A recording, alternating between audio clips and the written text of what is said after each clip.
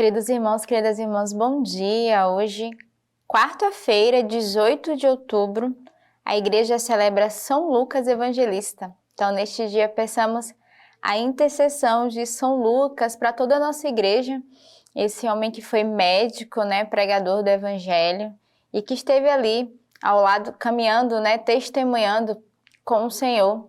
E hoje também a nossa casa aqui do Rio de Janeiro está em festa, porque a Escola São Lucas celebra o seu padroeiro, o seu baluarte. Então, rezemos por todos os irmãos que estão nessa etapa final de discernimento, concluindo a sua escola formativa, esse tempo formativo de graça, que tem sido a Escola São Lucas. E hoje também na nossa igreja é um dia de rezarmos por todos os médicos, pedirmos a intercessão. Lucas, que foi esse médico, mas também foi pintor. Rezemos por todos os artistas, para aqueles que são inspirados através da pintura, do desenho, da arte. Lembrando que estamos nesse mês missionário, mês de outubro é o mês das missões, e você é convidado a ser um missionário, não só ser um evangelizador, mas dar um tempo da sua vida para a missão. Então, mesmo se estamos em 18 de outubro, no meio do mês, ainda dá tempo de se disponibilizar para viver um tempo forte de graça. E a nossa comunidade, juntamente com os nossos membros de aliança, tem cada dia, cada vez que passa, se tornando missionários, lançando a semente do verbo, a semente da palavra, nas diversas missões, em vários lugares, não só no Pará, mas também no Maranhão, em Imperatriz, João Lisboa, no Rio de Janeiro, em São Paulo, se preparando para um recreme, e tantas oportunidades de sermos verdadeiros missionários nesse tempo, nesse mês em que a igreja nos oferece.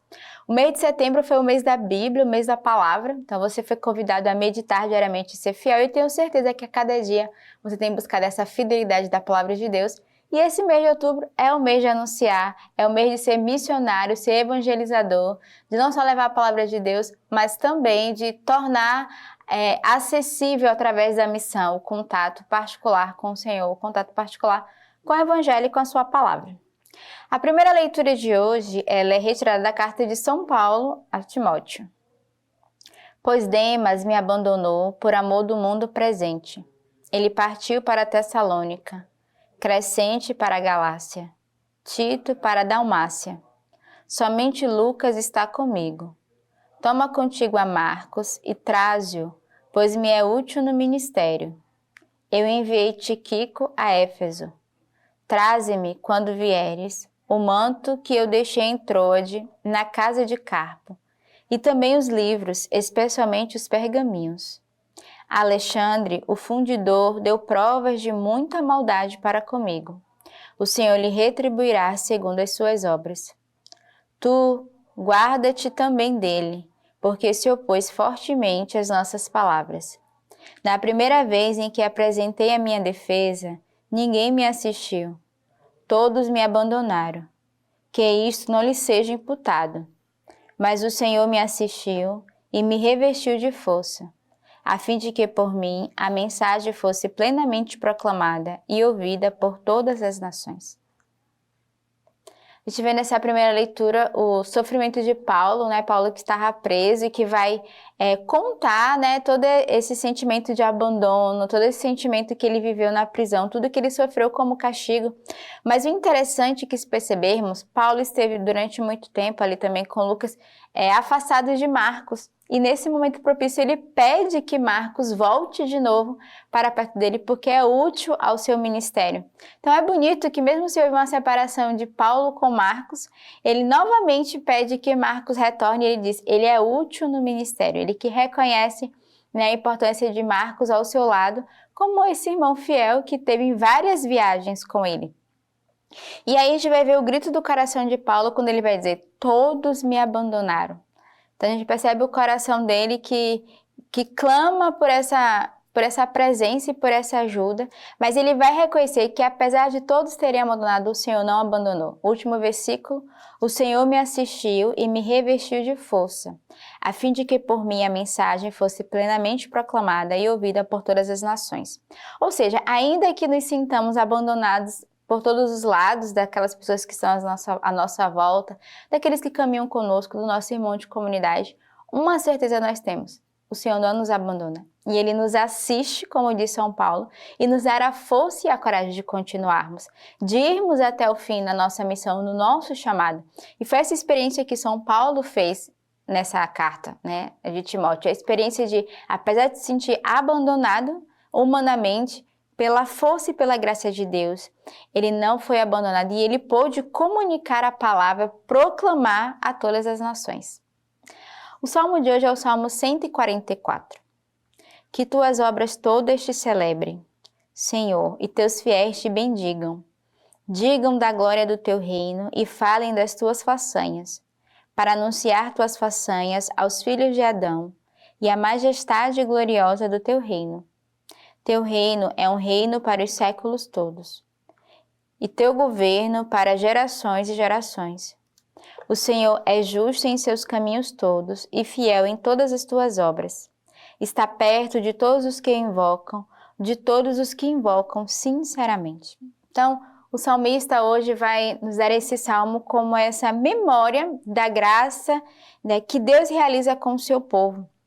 E ele vai convidar todas as nações a declararem, a celebrarem a obra que o Senhor, a bendizer as maravilhas que o Senhor tenha realizado. Ele começa dizendo que tuas obras todas te celebrem, Senhor, e teus fiéis te bendigam.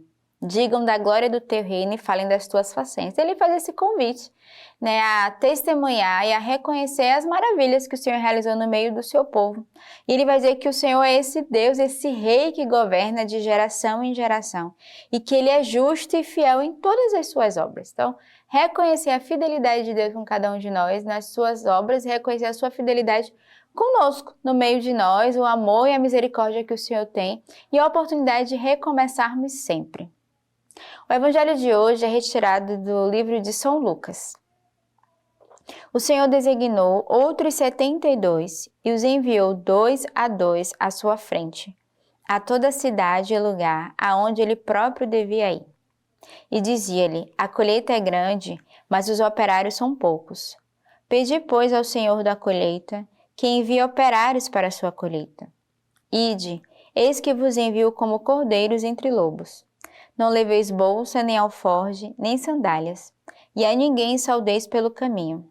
Em qualquer casa em que entrardes, dizei primeiro: paz a esta casa. E se lá houver um filho de paz, a vossa paz irá repousar sobre ele, senão voltará a vós. Permanecei nessa casa, comei e bebei do que tiverem, pois o operário é digno do seu salário. Não passeis de casa em casa. Em qualquer cidade em que entrardes e fordes recebido, comei o que vos servirem. Curai os enfermos que nela houver e dizei ao povo: o reino de Deus está próximo de vós. Então a gente vê nesse evangelho, primeiro o envio do Senhor, entre os 72 que foram designados, o Senhor sempre envia 2 a 2. Então, temos a consciência que ninguém vai em missão sozinho. Devemos ser sempre enviados 2 a 2 para anunciar o evangelho. E aí o Senhor vai dizer, né? A colheita é grande, mas os operários são poucos. Aqui é um convite a cada um de nós a se tornarmos operários da messe do Senhor. Não falta missão na igreja, não falta serviço na comunidade, não falta serviço nas nossas paróquias, nas missões. O que falta são operários disponíveis. Pessoas que dêem um sim, não só para dar a vida integralmente, mas para simplesmente servir ao Senhor. E aqui ele vai nos lembrar, né? A colheita é grande, mas os operários são poucos. Pedi, pois, ao Senhor da colheita que envie operários para a sua messe. E neste mês, que é o mês vocacional, o mês das missões, devemos de fato pedir missionários para a messe do Senhor, pedimos vocações para a nossa igreja, vocações santas, vocações sólidas, vocações matrimoniais, religiosas, sacerdotais, leigos que estejam disponíveis a servir ao Senhor e a levar a sua palavra. E aí o Senhor vai dizer, né, que devemos ser operários e ao mesmo tempo vigiarmos, porque Ele envia cordeiros entre lobos. Então, ser missionário, ser um evangelizador, não é tão simples e muitas vezes devemos estar revestidos da graça de Deus, porque às vezes somos enviados em missões e que tem muitos lobos que querem devorar os cordeiros porque não querem acolher a sua palavra. Quantas vezes nós somos insultados, não somos acolhidos quando nós levamos a palavra, levamos o próprio Cristo.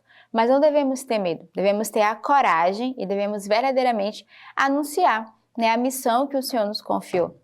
E hoje, como a igreja faz memória de São Lucas Evangelista, dia 18 de outubro, celebra a memória litúrgica de São Lucas, o autor do terceiro evangelho dos Atos dos Apóstolos. e o que mais fala sobre a Virgem Maria. Médico, tornou-se também padroeiro desses profissionais. São Lucas, cujo nome significa portador de luz, foi introduzido na fé por volta do ano 40. Ele nunca conheceu Jesus, mas conheceu São Paulo, de quem foi discípulo. Foi educado na literatura e na medicina. É o único escritor do Novo Testamento que não é israelense e dirigiu sua mensagem aos cristãos gentios. São Lucas traça a biografia da Virgem e fala da infância de Jesus. Ele traz os segredos da Anunciação, da Visitação e do Natal, fazendo entender que tenha conhecido pessoalmente Maria. Além dos médicos, São Lucas é padroeiro dos cirurgiões, solteiros, escultores, artistas notário, e disse que ele também era um pintor da Virgem Maria. Então, neste dia, peçamos a intercessão de São Lucas, para todas essas profissões, mas também para toda a nossa igreja, que sejamos também como ele, evangelizadores e íntimos próximos da Virgem Maria, como ele foi. Tenhamos uma bela quarta-feira e que Deus os abençoe.